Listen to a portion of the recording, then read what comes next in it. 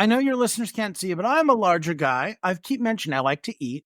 But when I was getting my musical theater degree, I was being told one of the worst pieces of advice I was told. I went to see Jesus Christ Superstar, and I was stage show, and the actor who played King Herod came out. And I was telling him, like, yeah, I'm studying to be a musical theater actor, and this is what they're telling me. You know, I've got to be the best and look the best and blah, blah, blah. And he goes, no. Every day, 12 guys get off a bus at the Port Authority who all look the same. They're skinny, they're fit, they're a dime a dozen. They fill out the chorus like nobody's job, and they will have great careers in the chorus. But you are different. You look different, you sound different, you act different, and they're going to be even better roles for you. So no matter what, you be you, and you be the best and truest version of you. And no one in my 20-something years of existence had ever told me that.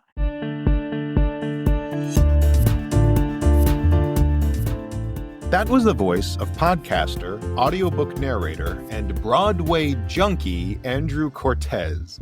You may remember Andrew from earlier this year when he had Scott, Aaron Price, and me on his podcast, Stage Whisper, to promote our off-Broadway production of Clowns Like Me. And it is my absolute delight to turn the tables and put Andrew into the role of guest for this episode of the Page&Stage Podcast. As always, I'm your host, Jason Cannon. Before diving into my conversation with Andrew, a quick, shameless, self-promotional plug. This podcast is only one part of my story coaching work. Go check out pageandstage.art. That's pageandstage.art. And there you'll find not just every previous episode of this podcast, but also the archive of my weekly newsletter, which is full of tips, tricks, inspiration, and encouragement for storytellers of all stripes. You can sign up for free and get the newsletter directly into your inbox each Friday, as well as every new podcast episode right into your inbox every other Monday. Everything is free, but if you find value in all this storytelling content, you can financially support me at pageandstage.art or forward any of the newsletters or podcasts to other story-loving friends, or hire me outright as your personal story coach. You can learn more about me and my coaching over at jasoncannon.art. So if you're working on a memoir, play, or speech, I cannot wait to hear your story. Now, let me tell you a bit more about my awesome guest, Andrew Cortes. Andrew is a self-proclaimed born entertainer.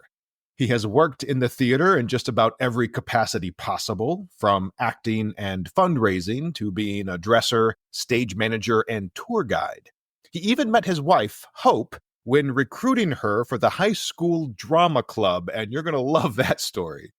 He and Hope live in New York City, where she does makeup and wigs for Broadway shows. In addition to being a successful audiobook narrator, Andrew uses their podcast to support not just Broadway shows and performers, but theater artists everywhere. And their podcast, Stage Whisper, is actually known as the NPR of Theatre Podcasts. Here we go with my conversation with Andrew Cortes. I am online with the one and only Andrew Cortes. A few months back, I sent out to all of you, Scotty and I, while we were doing Clowns Like Me up off Broadway, Andrew very, very kindly had us on his podcast, Stage Whisper. So you may have already been familiar with him and his incredibly infectious enthusiasm for theater, listening to his Stage Whisper podcast episode. And in a very, very nice little kismet bit of swap here, Andrew's joining me on the Page&Stage Podcast. Andrew, thank you so much for being here today. Hello. Thank you so much for having me. The tables have turned now. I'm the one in the hot seat. That's right. Nowhere to hide. Even though your camera's not working, you have nowhere to hide. So, Andrew, I'm going to start because I'm on your newsletter too. I signed up for the Stage Whisper podcast, and I mean, we'll talk about this later. You crank out episodes at a rate I cannot believe. So we'll talk about that a little bit later. But I've listened to a few episodes and I've read up on Stage Whisper. But you had a very, very well-earned vacation not too recently. I believe, was it Dominican Republic? Am I remembering correctly? Puerto Rico. We went to Puerto Rico. Yes. And what took you and your wife, Hope, to Puerto Rico? Well, an airplane. No, I'm kidding. We've been going to actually Puerto Rico is where my father's side of the family between Puerto Rico and England are from. And during the pandemic, we were a pandemic wedding couple. So we obviously did not really get a honeymoon. Still haven't really gotten a honeymoon. But as things were easing, we decided we were going to go to Puerto Rico because that was when we found out that theater was reopening in the fall. And we were like, well, we're going to probably be moving to New York and then we'll be working. So might as well take advantage of this last little bit of time off. And that was the first time we went. But this time, because we usually go for our anniversary, this time, and I've since learned that this is a thing. I didn't realize it was a thing. I was just like, we're going on vacation. No, we went for a baby moon as we are expecting the pitter patter of little feet later this fall. Yes, so great. Get excited. I am equal parts excited and terrified. Yeah, of course. Yeah, so anyone out there listening, if you have fathering tips for Andrew, please email them in. Oh my God, absolutely. I literally, at the whole time during this journey, I've been telling people, I said, the American health education system has failed in the most glorious fashion because the things that I have been learning about this whole process and everything, I was like, nope, that's not my understanding. She can't eat what? And we have to do what now? And I'm the youngest of two. I've never grown up around small children. In fact, my goddaughter, who turned 7 this year, I cannot believe she's that old. She was the first baby I ever held. When our best friend we went to the hospital after to go see her. And the minute we walked in the door, my best friend literally just went, here, can you hold this for a minute? And I was like, oh, yeah, sure. Thinking like it's like a phone or something. No, it is a child. And I'm literally holding my goddaughter. And I'm like, I will break this. Like, why would you give, so this has been a very exciting and quick learning curve for me, but I've been told you can only prepare so much for it. Most of it's just diving in and figuring it out. And I was like, great, I work in the theater. I'm good at that part then. Yeah, for sure. Yeah. There's some things that you can be prepared, but you'll never be ready. Exactly. Yeah.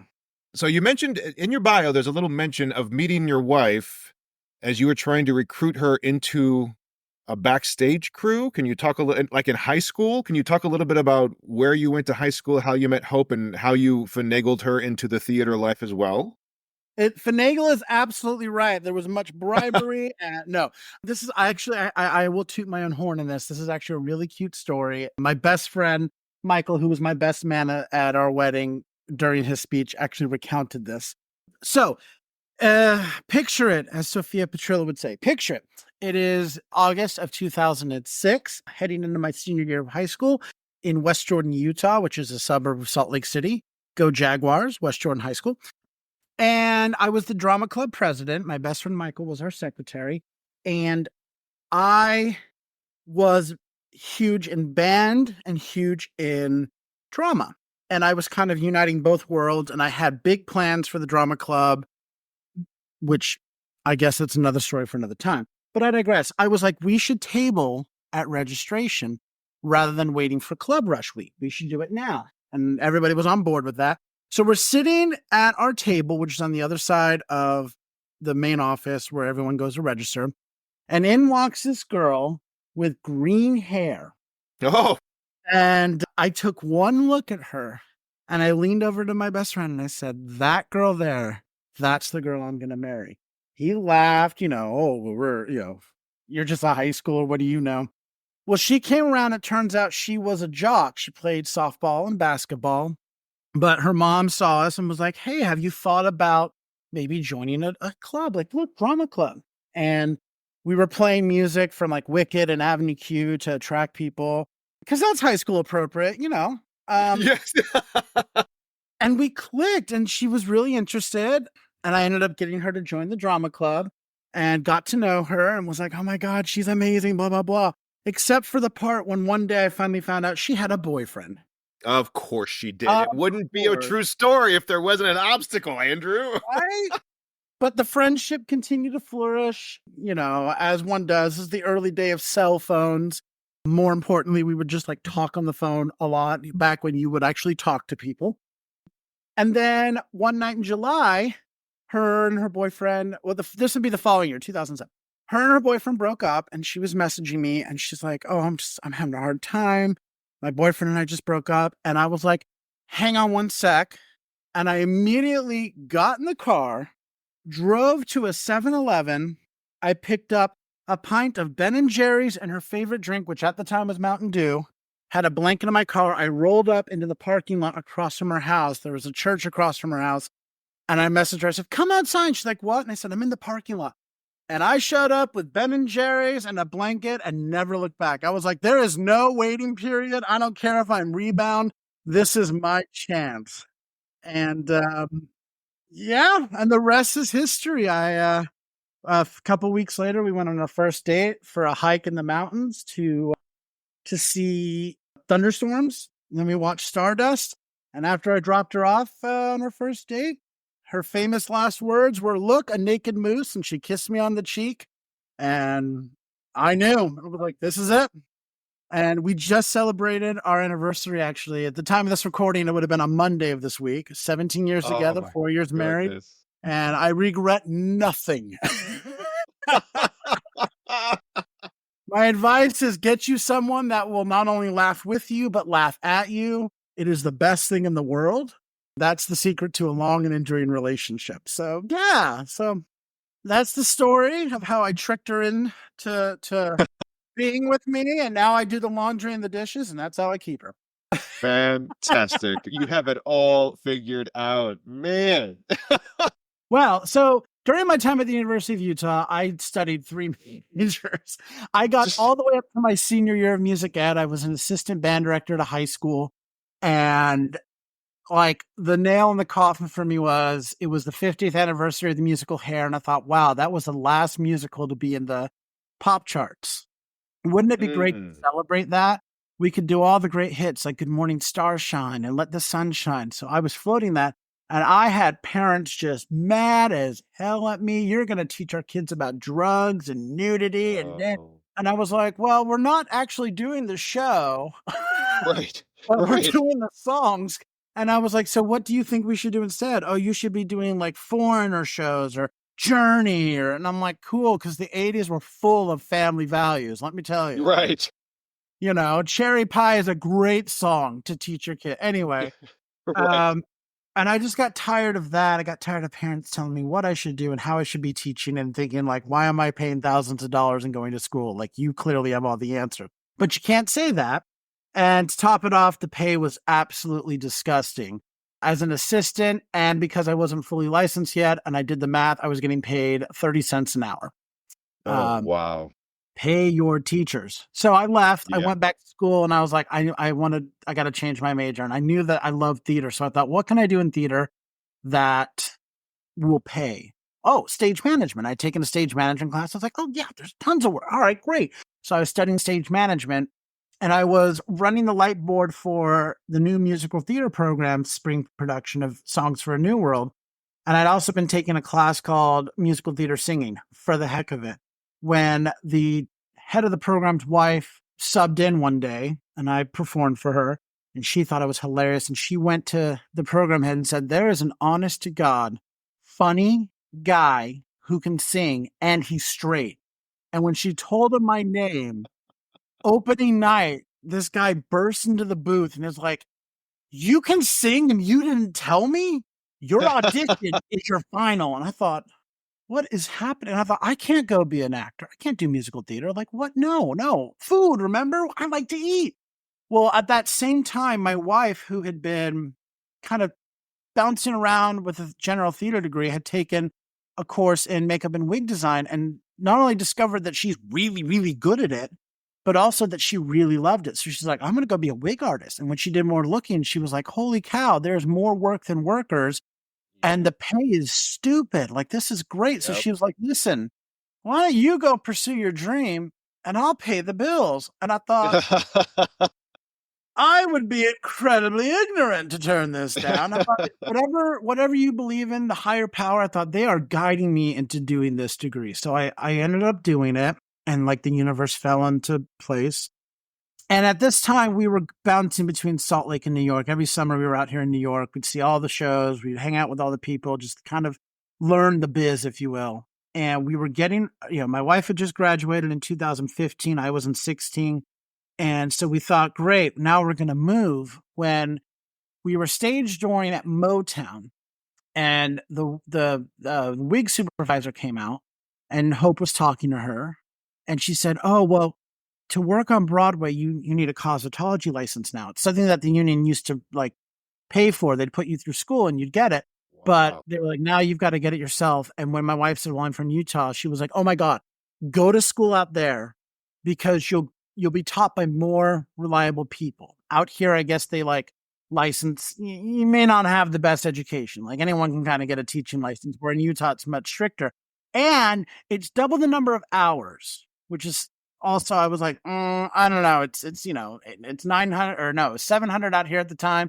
And it was 1,500 in Utah. I was like, all right. So we were looking at 2 more years hanging out in Utah, doing the thing.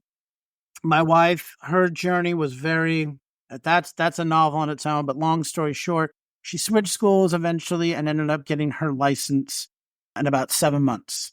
She Oh, wow. killed it. And we had gotten engaged officially. All the ducks were lining up, and we were making our plans to move. We were looking for apartments and all that. And then there was a small little disruption in March of 2020. Someone sneezed, and Right. you know how it goes. One person sneezes, everyone sneezes. It's the mess. So our plans got put on hold a little bit. In that time, my wife got her teaching certification, and then 2021 rolled around, and the minute they said Broadway's returning, we emptied our savings account, bought tickets to every single show. We were like, we're going to go support everyone.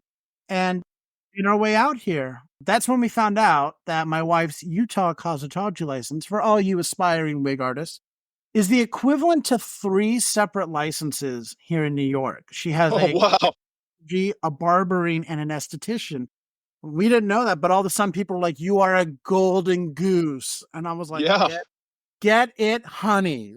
And one day we just went, we pounded the pavement. I was there supporting her, stuffing envelopes. She dropped her resume off at every theater. And when we got to the last theater, which was the Winter Garden, they were getting ready to do The Music Man with Sutton Foster and Hugh Jackman.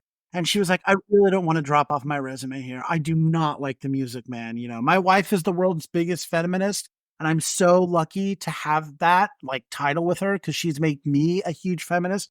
And she's like, I don't like this story, the way Marion, the librarian, no.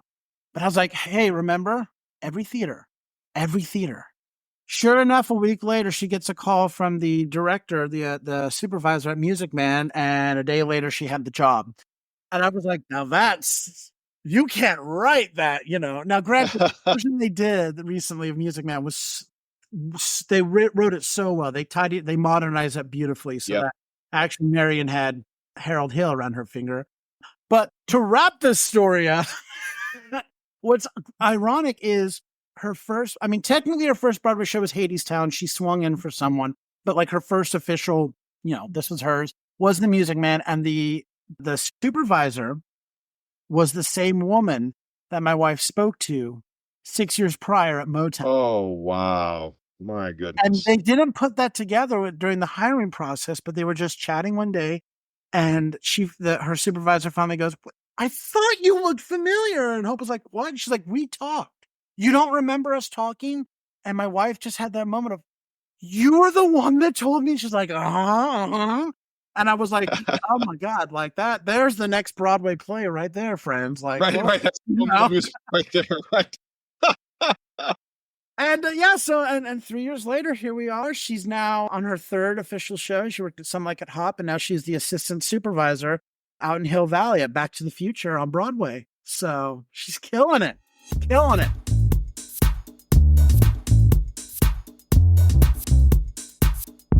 Andrew, you've mentioned the pandemic a couple times in different contexts, and I'm pretty sure that's also part of what started you on your journey as a podcaster. I did a little digging, and if I'm getting this right, you started, I think, in June of 2021, and your first episode was about Phantom of the Opera. And since then, you are up to 612 episodes. That's June of 21, and we are in August of 24. 612 episodes in just over 3 years. And those episodes have ranged from like your own personal reflections on different musicals. You've had different types of shows. You've had Broadway bulletins. You've had Whispers in the Wing. You've had mini episodes. You've had curtain call conversations. So as someone, I'm also a podcaster now, but I just started like back in February of this year. So my my journey is far behind yours, and you put out way more content than I do. So a couple big questions here. One, why did the podcast start? How did it start? Two, how do you do so many episodes? And three, and I'll follow up with this. I'm so curious about the evolution of your podcast. I'll stick a pin in that one. I have some deeper questions on that. But let's just start with, how did Stage Whisper start? And what is the drive? How do you get to 600 plus episodes? What is it that what's the mission of Stage Whisper? I know you've been referred to as the NPR of Theatre Podcasts, which is a great tagline. But yeah, what was the impetus for starting your podcast? And just talk about where that came from, why you do it, and what you're hoping it offers. That is all some fantastic questions going on there. So I think as many theater artists can relate, I mean, the pandemic, it will probably go in many people's histories as probably the worst thing in the world, especially for theater artists. And I remember being in Las Vegas when the shutdown started. I mentioned I worked for athletics for 10 years, so I like to go to Vegas during March Madness, and it's not unethical now, and I would play the sports book. And I'm the sports book's worst nightmare at that time.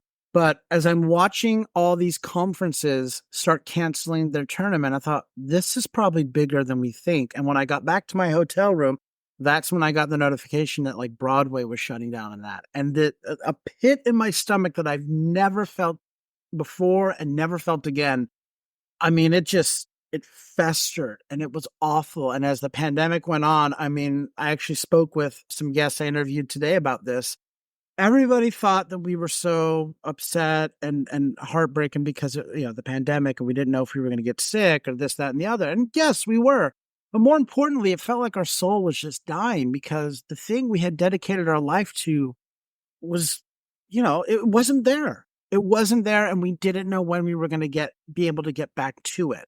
There was no plan B. If God forbid this had been even worse, it was like, I don't know what I'm going to do for the rest of my life. My wife took up teaching, and I took up grocery shopping and delivering. And I'm not going to like poo-poo it. I mean, it got us through, paid for our wedding, all of that. But that's not what I wanted my life to be. And so in this absence, in this just absolute depression, we would still meet with our family every Sunday for Sunday dinner, and we would talk. And one day my mother-in-law just said, because I was talking about podcasts. I had just started listening to podcasts. Prior to doing the grocery shopping thing, I was a Uber and Lyft driver, and I didn't really listen to podcasts because you never know what's going to be good for mixed company.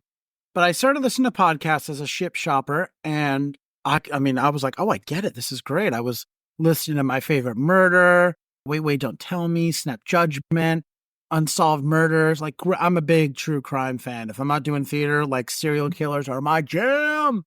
But she's like, hey, you and Hope, you've seen a lot of Broadway shows. Why don't you start a podcast talking about that? And I look at my wife and I go, I don't know anything about podcasts. I am the most technologically ignorant person on this planet. I use Microsoft Word for everything. I thought, this is insane. But my wife was like, hey, we could probably just Google it. Let's see. And we actually started the show in 2020. That's where everything took root. My wife did a lot of the research on the technical end. The only thing I can claim really good responsibility for is I came up with the name. I'm a total punster. I love a good dad joke. And I was bouncing around. I was like, what would be a fun pun for a podcast? And one day I was in bed and I was like, well, I'm Stage Whisper, because we're going to be loud and everything, but stage whispers aren't really loud, and it stuck. But if you ask both of us, you'll get two answers as to why we started it. I started it because I was really upset pre-pandemic when I would stage door there'd always be people there who Nothing makes them happy. They will find something that makes them unhappy in any situation. I'd be waiting at the stage door. Oh, I just didn't like this. And oh, it's all tired and blah, blah, blah. And all I can think is, if you don't like it, why are you continuing to come to it? This makes no sense. And so I wanted to set out to change how audience members thought and saw theater. I wanted them to become more educated. I wanted them to be more aware and to be able to understand what they didn't like. Because when an audience member leaves a show and they're like, oh, I didn't like that. Well, you probably liked 9 of the 10 things. So what was that one thing you didn't like? Because it changes the conversation. It's very upsetting to hear people come out and say, I hated that show or I didn't like that show. But when you press for them to elaborate, they can't. Because there's a lot of hardworking people behind the scenes that just give it all to create this. And it's no one's place to poo-poo it. For my wife, she is born and raised from Utah, and it's a very conservative mindset out there. In fact, next to the Broadway touring house and the regional theater, the largest theater is this glorified community theater. And I'm probably going to get flack if anyone hears that, but I said it, which is one of their big donors is the LDS Church. So you can see where that's going. And the shows they did were kind of the same 6 on cycle. You know, you'd always see a Joseph every other year, or in Oklahoma, or a Les Mis, which they paid to make it so that the hookers weren't hookers, you know, which... Oh, wow. They literally paid an extra licensing fee to change it. Yeah, and on top of that, they would do like 5 runs of the show on a Saturday, so I won't even get into that. But she wanted people to know that there was more than Oklahoma and Joseph and Les Mis out there. She wanted to make people understand that there's what these great shows were about, or... you know, just make them aware of it. Because I can remember one time when I was trying to plan a high school trip to New York for some theater kids from Southern Utah. The person who was I was working with, she reached out to me because she knew that I went to all these shows. She said, what shows would you suggest? And this was the year after Kinky Boots had won the Tony. And I said, well, Kinky Boots is a really great show. I think the kids would love it. And the message is great. And she goes, oh, no. We are not putting hermaphrodites in front of kids. That's going to lead to bad things. And I thought, ooh, you're using an outdated term and you are a little off the boat there. Like, that's not the point of it. So she wanted to educate as well. And so we started the show. You mentioned Phantom of the Opera. God, when I listened to that, I'm like, we had no idea what we were doing. I can't wait till we get around to redoing it. There's no obligation to. I understand what you mean. It was almost like you're doing a self-guided tour of your own history, for sure. Yeah. Yeah. Every now and then I can only get to like 2 minutes of it, and I'm like, God, this is just bad writing. What was I thinking? By the time we rolled out our 5th episode of Avenue Q, that's when we found our groove. We found the formula, the mode we wanted to fit. But it was in 2021 that I'll say everything, the mission statement, everything really crafted together, because up until that point, we would basically, our interviews are actually bonus content. Well, we were right. You started out by doing episodes about specific plays where you would just dig deep into the play, but the interview portion was then something you discovered along the way. Exactly. So the Stage Whisper was the main, the shows were the main, what we do, and we would talk about the history of the show, and then we would give the synopsis, because we found in the very first episode when we were referring to things without trying to ruin the story, it was a lot like that meme of the kid that's like, when you like, and you try to, and like do, we were like, no one's going to understand what we're saying. We have to give the synopsis, which is why we also give the heads up in the beginning. There's spoilers in here, so if you've never seen the show and you want to see it, don't tune in. And then we would go into discussing what we liked or what we didn't like about the show. And we'd wrap things up by asking 2 questions and sharing memories. And the 2 questions were, 3 questions. The 3 questions were, what were the theatrical contributions of this piece? What were the societal contributions of the piece? And is the piece still relevant? And then we'd share memories, and that was the game. Well, cut to 2021, and we come out here, and theater is returning, and it's great. And we decided we wanted to share with everyone what the shows were like now that they were returning. Give a quick glimpse into what changes maybe a show made, or this and that and the other. It had been almost 2 years, and that's where the Broadway Bulletin was born. And so twice a week, on top of releasing a show like a regular, we would release like, hey, because we were seeing 8-10 shows a week, and we'd be like, this is what we saw, and these are great, and they made this change, and da. I mean, one big thing I remember covering was Harry Potter and the Cursed Child was no longer 2 parts, it was 1 part. And so all that was going on, and our mission statement began to get crafted, which is our goal is to create a more inclusive, diverse, accepting, and educated theater community and audience. Our mission statement, pardon the expression, is that we stole from Hello Dolly, which is money, pardon the expression, is a lot like manure. It's useless unless it's spread around helping young things grow. And they kind of ended there. And we were like, we're the thing that needs to grow. And it wasn't until the following spring, because when my wife got the job at Music Man, she wasn't able to come back with me around Thanksgiving to pack up the place and drive across the country because she was working. So that was my job. 36 hours in one shot, baby. Woo! Oh, all my Christmas movies getting me through. Yes. But when I got here, this is when Omicron was thriving and surviving. And she was like, listen, I know you want to go back to work as a ship shopper, but I'm going to ask you a weird question. Can you stay home? Because you never know what you're going to bring, and you're around more people, and then I get it, and I take it to my show, and then I shut the show down. And I was like, okay, I'll stay home. And during that time, I started working more on the show, and I thought, maybe I'll give this podcast thing a run. Let's see if I can do anything with it. So I started getting tickets for anything and everything. And when I finally got to come out of my involuntary quarantine, I saw this show at the Players Theater called Scar Tissue. It's by a playwright named Victoria Fragnito.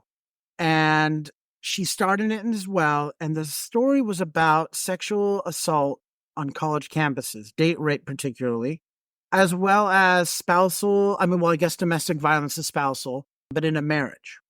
And it was so good. It's a 30-seat theater upstairs. The upstairs theater at the Players Theater was a 30-seat theater. It was so good. And after curtain call and the lights come up, nobody got up.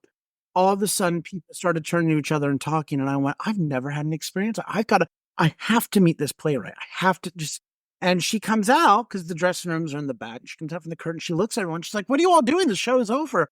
And I immediately walked up to her and I said, hi, my name is Andrew. I have this podcast. I don't know how, but I want you on the show. I didn't even have a plan for what to do. I was just like, I'd like to have you on our show. And because your work is so important, I think more people need to know about it. This is just brilliant. And she said, great. And we exchanged emails. And I had the train ride from the Players Theater back up home here in Hamilton Heights to figure out what the hell am I going to do? Like, and so within a week, I had kind of an idea, a construct, and I came up with Whisper in the Wings. And I did some Googling and figured out Zoom I can make that work, and then edit in GarageBand. I told you I'm technologically ignorant. And that's where it started. And then we tagged on the second part of our mission statement. We added on to it, which was, well, we don't have a lot of money. We do have a microphone and a platform that we want to offer up to as many theater artists and companies as we can, especially those of the off Broadway world, who we feel don't have as many avenues to reach audiences as larger or more commercial productions. We also wanted to help our industry get back to not only where it was pre-pandemic, but we wanted to hold it accountable and make it better than it's ever been. We also landed on the idea, because this is at the same time that my war with critics began. I remember being at the opening of Music Man, and this is the first show I'd ever gotten to see an opening night of, and I was in the orchestra, and looking at the audience, all these hobnobs and who's, and critics particularly, clapping along and smiling and bobbing their head and having fun, only an hour later to completely trash the production, calling it tired and dated and another Hello Dolly and this and that. And I thought, you have got to be off your rocker. I saw you an hour ago having fun. And then you tell the world that it's really tired and not worth it and blah, blah, blah. No. And so that's where we added the final bit, which is we're not a critic show. I make the joke, I don't get paid enough money to tell people what to think, let alone what to think. And you mentioned the bit about we've been called the NPR of Theatre Podcasts. Well, I have to credit, there is a beautiful, wonderful actress by the name of Laura Shoup, who we interviewed in 2022, in the fall of 2022, she had a brilliant show over at ART New York theaters. And that's what she called it. She'd listened to everything and she's like, you guys are the NPR of Theatre Podcast. And I immediately was like, I'm stealing that. I'm going to trademark it. That is the best thing. And I'm an NPR nerd. Absolutely. Yeah. I thought that was high praise. And it kind of went from there. And since then, we've become the #1 podcast for independent artists. You mentioned we've done over 600 interviews. We've covered theater all across this great country, as well as all over the world. And everything from Broadway to, a barn show and then everything in between TV shows and movies and authors and every YouTubers. All at the end of the day, we say, if you can tie yourself to theater, that's good enough for us, because we just want people to go back and see the shows, go back and support the arts.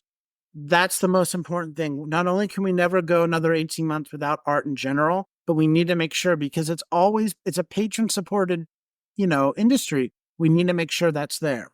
And then I believe you asked, how is it that I am able to crank out so much material? Well, children, become rock stars so you don't have to buy drugs, because then they give it to you for free. No. This is my job. This is my full-time job. And there are days where the number of interviews that I have to edit and whatnot are so many that you might find me on the one train with the laptop open editing. But it's been trial and error. It's been going, baptism by fire. I have figured out the best way to manage the time to get it out. Truthfully, the hardest part is maintaining the website. Oh, wow. Yeah. Our website has pretty much every show that plays in Manhattan, and we're starting to add more from Queens and Brooklyn and all that. But we'll update it usually on a monthly basis. And on there, you can basically go to our website and you can click on the show you want to see, and it will take you directly to the place to buy tickets. That's been the hardest part. I've also gotten the social media handle under control. When my wife got hired for Music Man, she's like, you are now in charge of social media. And I was like, I barely do social media for myself. Like, are you right? So if anybody follows us on social media and you follow me on my personal account, you might notice it's the exact same. Because I am the oldest man you've ever met that looks this good. I'm literally the 5th older girl. But I mean, it's been just baptism by fire, and I finally found a good balance, and it's been great.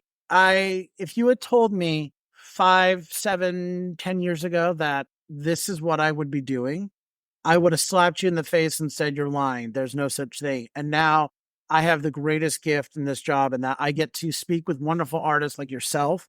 I get to go and help promote them. And more importantly, I get to go and see these shows, this art form that I've dedicated my entire life to. I get to take it in and be a champion for it. Would I like to be acting again? Absolutely. I think it'd be fun. But also, I really feel like this is what I was meant to do. And darn it, if it's not a great time, someone's got to suffer and go see these shows and, take them in and enjoy them, and then eventually talk about them down the line. And I guess I'll be the one to take it. It's okay, everyone. No need for thanks. All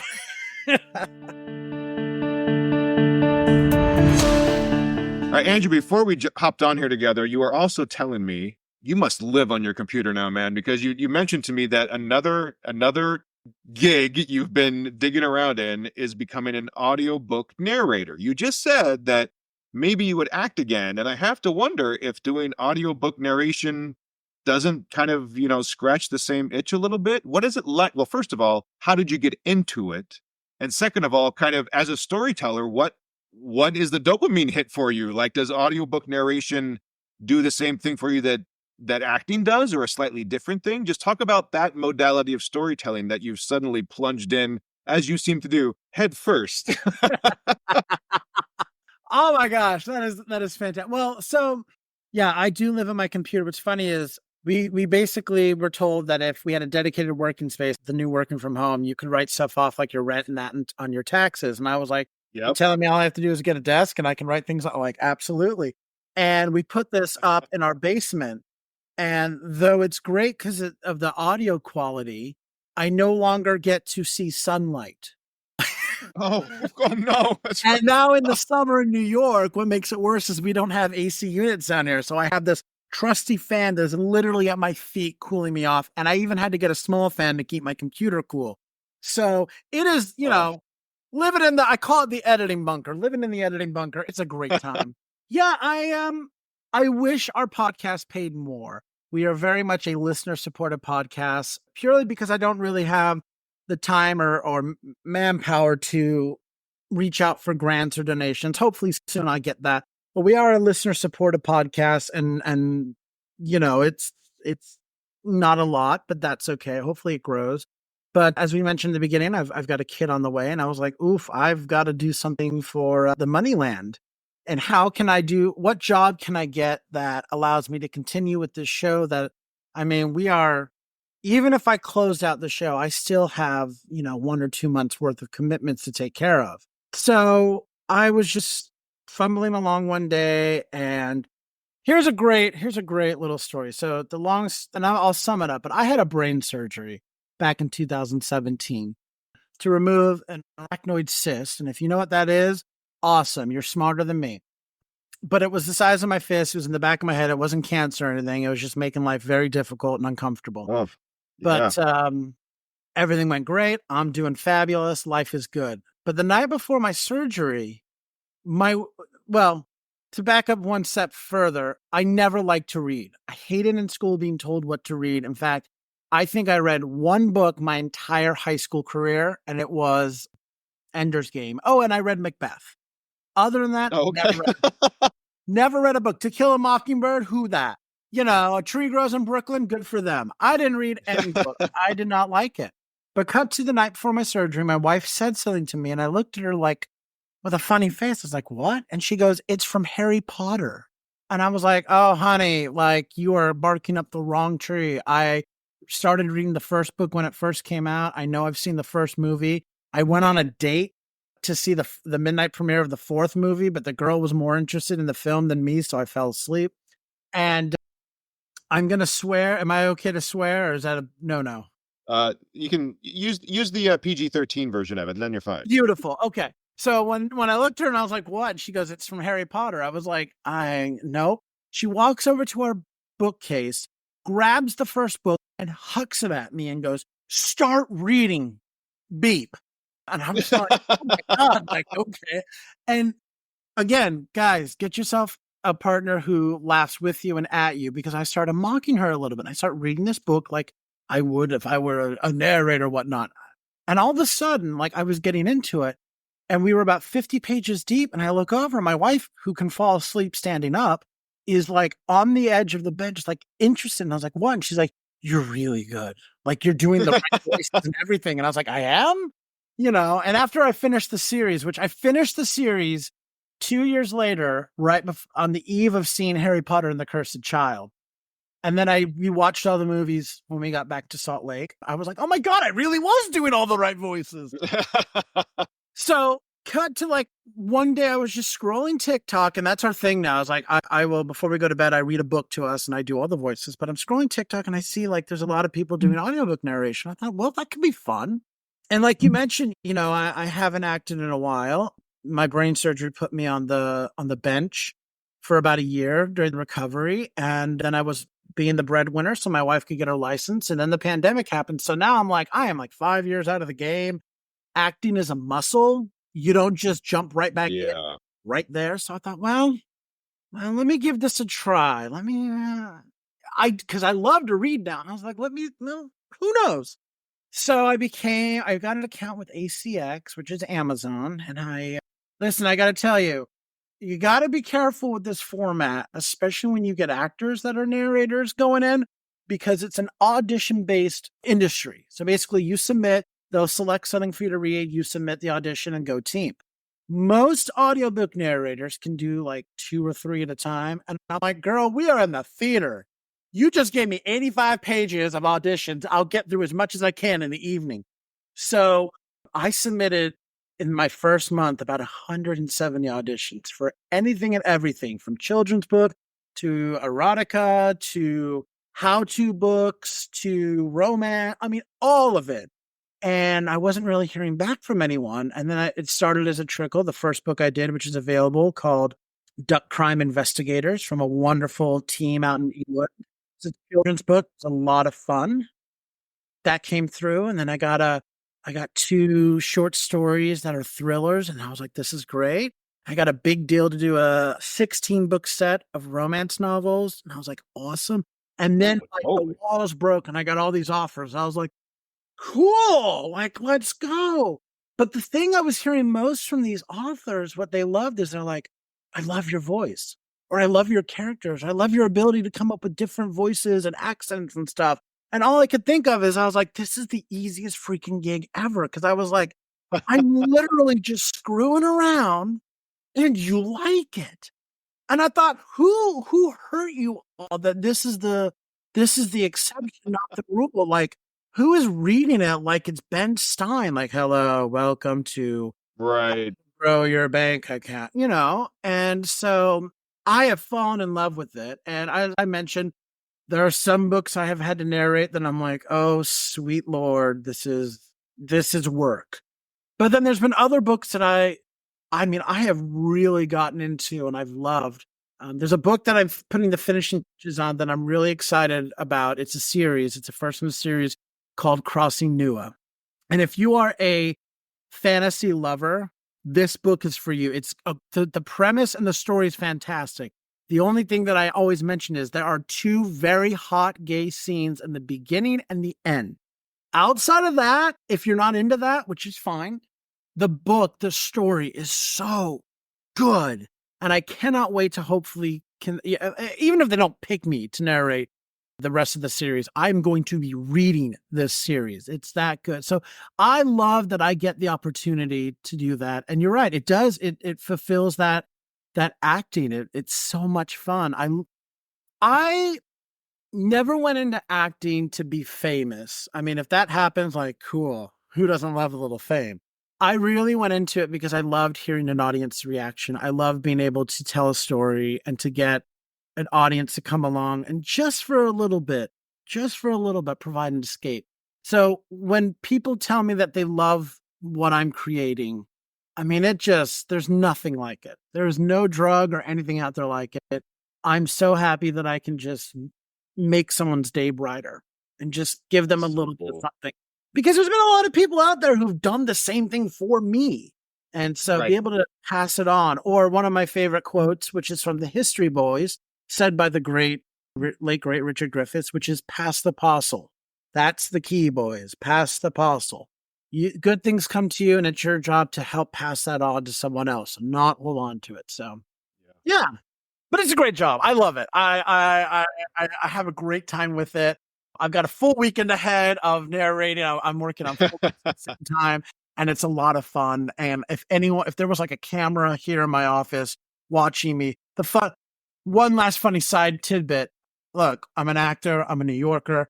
Hands are actually mouths. They are part of speaking. And yesterday I was recording this brilliant book that's coming soon called Breaking Bella's Chains. And it's such a thrilling story. And I was getting really into it. I had my coffee cup here on my desk and I did this motion and I pulled my coffee cup all over on me. And it's just such a funny outtake on the thing. Cause I'm like, yada, da, da, da, oh, coffee everywhere. But I was like, I can only imagine what someone who would see me just morphing into these characters and really getting into it. And hopefully the listener gets to hear that. But I have so much fun with it. I can't wait for my kid to be here so that I can take care of them, but they can see me narrating and getting more into children's audiobooks, which is fun. And that way I can also play it and pull a Josh Gad on my kid. And they'll be like, wait, it's like, I don't know. Is it me?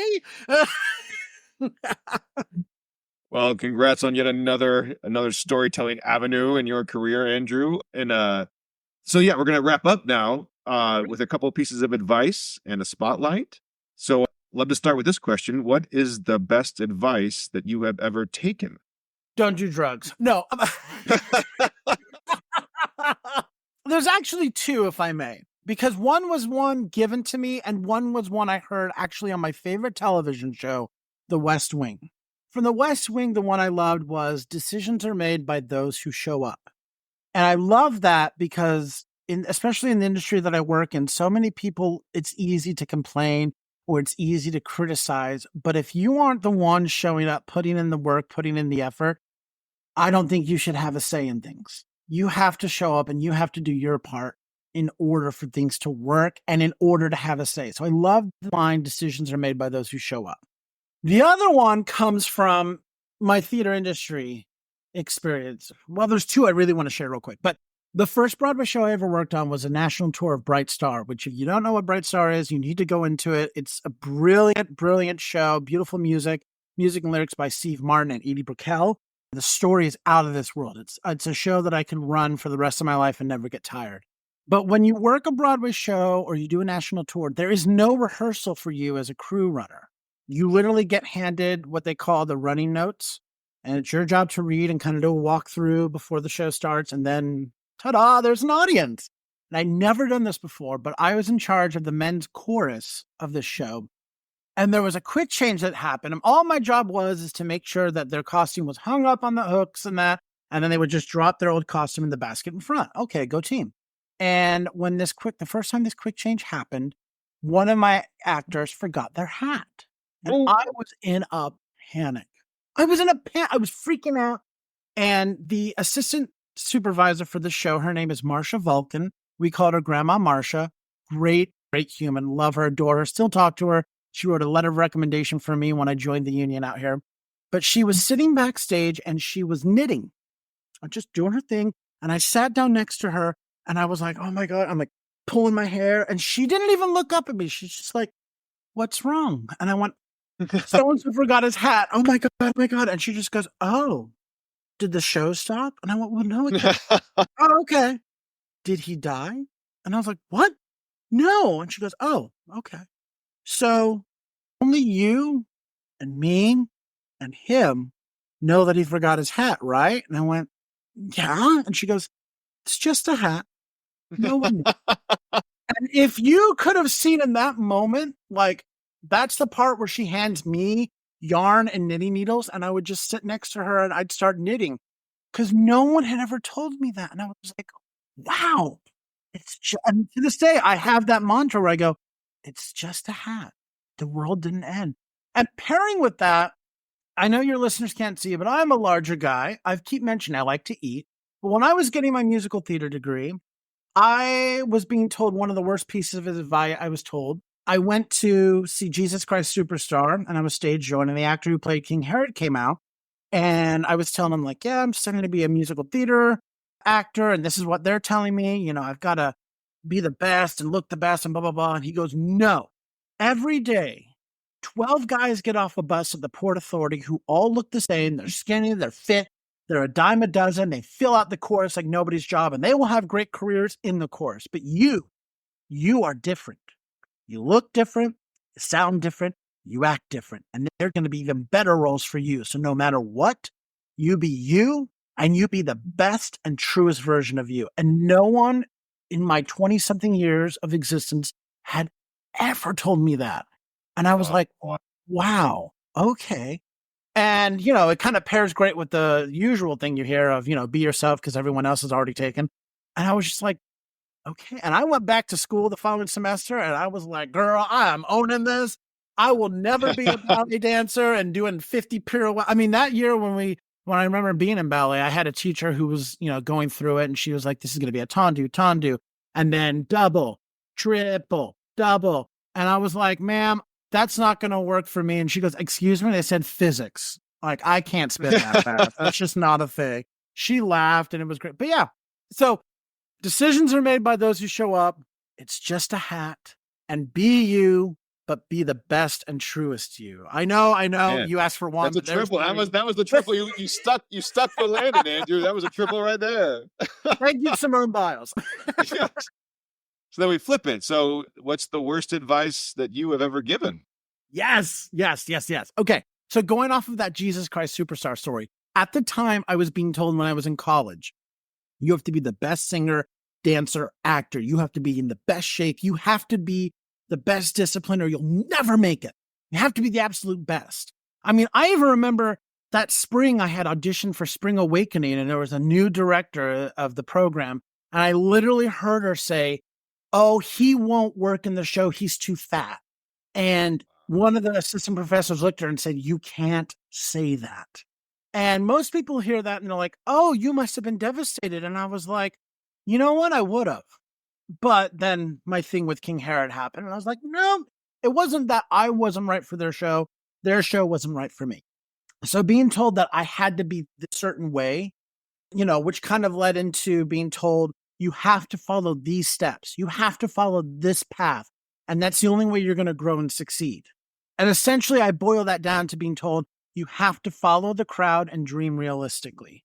And when you're young and you're naive and you're in college, especially, you're going to listen to these people and you're going to be like, well, clearly, because look where they're at. They know things. But as I got older and I started learning more about people, I went, that is the dumbest thing in the world. Like, why would you do what everyone else does? Hold on, that aha moment where I just went, if I followed everyone's, how did they figure out the path? Why can't I do it my own way?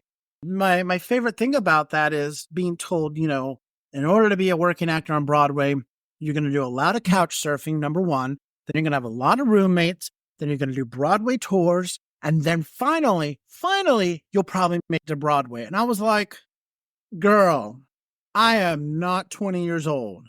This is my third major. So I was like, I'm not going to couch surf because you tell me that I have to couch surf. Let's skip that step. And then by the time we were ready to move out here, I was like, I have a wife. I'm not roommating this thing. We're going to skip that. And then to be told you have to do tours, I was like, why? Don't they pick the best person? So what if I'm really just the best person? Aren't they going to just be like, this guy? So no, don't follow the crowd. Don't dream realistically. Do your own thing, your own way. Aim for whatever it is you want to do. I know we're talking about worse advice, but yeah, just it breaks my heart to see the number of people who give up on what they want to do or on their dreams because someone else tells them to. When I was an Uber driver in Salt Lake, I would always remember in the spring, I'd be driving the potential students going to college and their parents.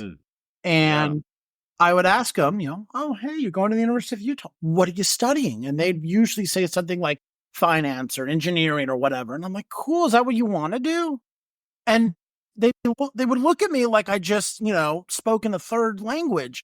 And I would be like, listen, I got to tell you, you're about to embark on a 4 or 5 year journey that's going to cost you thousands of dollars. If you're going to commit to that, you should probably pick something you really want to do, that you wake up in the morning and you're excited to do, which is not what the parents wanted to hear. But I was like, you know why this is important to tell them now? Because if they get to the end of 5 years, hundreds of thousands of dollars and realize they don't want to do it, they just wasted 5 years and hundreds of thousands of dollars. Let them do what they want to do now. And that's why I always tell people, just go big, go for whatever you want. The only person that can calculate that you failed is you. So, there you go. No, stage words from Stage Whisper. That's going to be your next little mini series, is Sage from the Stage. I don't have enough. Oh, great, Andrew. Thank you so much. So quick, a spotlight on you. Where can people find your podcast, or what's your social handle? How can they learn more about you or help support you? Well, you can find me in my basement office. No. So again, I not to toot my horn, but I did do something brilliant and not intentional, which is the social media, the website, everything like that. You can just find us at Stage Whisper Pod. That's where we're at. We're most active on Instagram. You can find our podcast anywhere you listen to podcasts by searching Stage Whisper Pod. The website is stagewhisperpod.com. Patreon, where you can support us, is patreon.com/stagewhisperpod. And I mean, if you go to our website, that's really like the home base for everything. You can find information about both me and Hope, our show, where you can listen. Like I said, we have a plethora of shows. You can just click and buy tickets. We offer tours, merchandise, yada, yada. And there's also a link to where you can become a patron. You can just leave a tip in our tip jar, or you can, sign up and give us a monthly donation. Everything is appreciated. As for me, Oh boy, hang on a second. I know you can find me on Facebook. It's Andrew Cortes, but it's with an S. It's the Spanish spelling. Yes. I got to check my Instagram because I actually didn't build my Instagram. I had kiddos build it. Another story for another time. Okay, so it's _Andrew_Cortes. They told me I had to become the Andrew Cortes because one day I would be famous and I needed to make sure they knew that I was and I was like, oh, Right. calm down. Not still like Andrew Cortes. Not one of many. Exactly. And then, outside of that, you can find me on Amazon, or my books on Amazon, or I think it's on iTunes as well. Just Google my name. I'll pop up. I've got 6 books available right now, many more to come. And yeah, I think that's all the way. Yeah. I'm on TikTok, but I don't post TikToks. I'm too old, but I love, if you got a great cat video, send it my way. That's all you. Oh, Andrew, I never went out there. I'll put all those right in the show notes, links to all those things. And Andrew, my gosh, thank you so much. What a delight to have met you. And thank you again for having me and Scotty on yours. And such a delight having you on mine. Oh, thank you so much. This was fun. If this is what it's like to be on the other side, I need to do this more often. This is great. Yes. Add it to your schedule. Another thing that doesn't pay very well, being a guest. If anybody's looking for a guest, I'll come on. I've got a million stories. That'll just hit me up. But thank you. This has been great. So happy I got to have the two of you on and see the show, and just anything we can ever do to help support you and lift you up. Absolutely. You guys are fantastic. So thank you. You've been listening to the Page&Stage Podcast. All my thanks to this week's guest and to all of you out there for listening. If you enjoyed or found value in this podcast, please tell at least one other person. Word of mouth has always been and will always be the best marketing tool in the world. You can learn more about all my guests and access their websites and projects in the show notes. And hey, feel free to send me your thoughts, your comments, your questions at jason@pageandstage.art. I always love to hear from you, and I might just even feature your questions on future episodes. This podcast is built with Alitu, the all-in-one podcasting app created by the amazing team over at thepodcasthost.com. Thank you again for listening. And until next time, I'm Jason Cannon, and I cannot wait to hear your story.